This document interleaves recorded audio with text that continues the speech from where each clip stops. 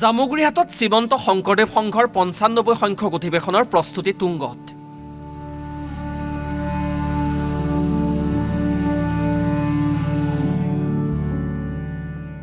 ৬ ফেব্ৰুৱাৰীৰ পৰা আৰম্ভ হ'বলগীয়া অধিৱেশনলৈ ২১ দিন বাকী থকা অৱস্থাত সমূহীয়া শ্ৰমদান কাৰ্যসূচীত অংশগ্ৰহণৰে সমন্বয়ৰ বাৰ্তা প্ৰেৰণ কৰিছে ইছলাম ধৰ্মাৱলম্বী লোকসকলে।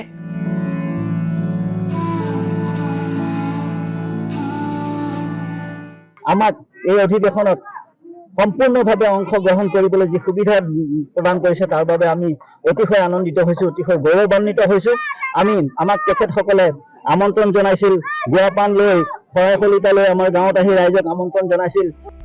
মোৰ মনত ভেদভাৱ নাই অ আল্লাহ গাই বিহু নাচি আনন্দ উল্লাস ৰাইজৰ।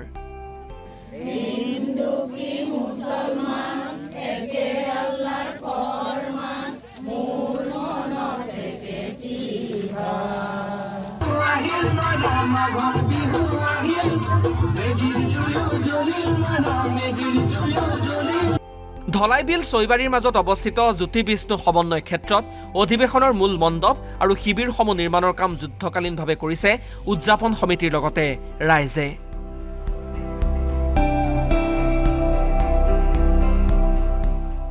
অধিৱেশনখন সৰ্বতোপ্ৰকাৰে সাফল্যমণ্ডিত কৰি তোলাৰ লগতে সৰ্বাংগ সুন্দৰ ৰূপত অনুষ্ঠিত কৰাৰ বাবে হাতে কামে লাগিছে জাতি ধৰ্ম নিৰ্বিশেষে সকলো শ্ৰেণীৰ ৰাইজে। যি নৰা কটাৰ লগতে সেইসমূহ কাম কৰা হৈছে, ইয়াত গাঁৱৰ সকলো পুৰুষ মহিলাৰ লগতে আমি সকলো ওলাই আহিছো। যি ফেব্ৰুৱাৰীত হ'ব লগা ৬, ৭, ৮, ৯৫ সংখ্যক যি বাৰ্ষিক অধিৱেশন শংকৰ সংঘৰ, আমি সঁচাকৈ বাট চাই আছো সেই দিন তিনিটালৈ, যাতে অসমৰ প্ৰান্তৰ পৰা বহু সংখ্যক লোক আহিব। আমি যাতে তেওঁলোকক ভালদৰে শুশ্ৰূষা কৰিব পাৰো, যাতে তেওঁলোকক আমি আদৰ কৰিব পাৰো, সেইকাৰণে আমি ৰৈ আছো। ৰাজ্যৰ ভিন্ন প্ৰান্তৰ পৰা অধিৱেশনলৈ যাব লগা ভকতৰ বাবে আশ্ৰয় শিবিৰ নিৰ্মাণৰ কামত ব্যস্ত ইছলাম ধৰ্মাৱলম্বী লোক। কন্যকা কৃষি কামত আমি খেৰ কটা কাৰ্যত অংশগ্ৰহণ কৰিছিলো।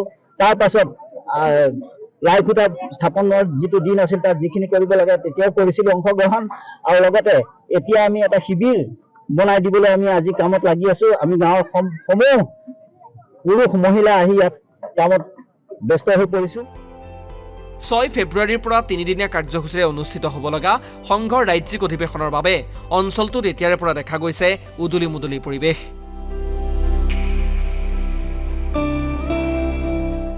জামুগুৰিহাটৰ পৰা আনোৱাৰ আহমেদৰ ৰিপৰ্ট, অসম লাইভ 24।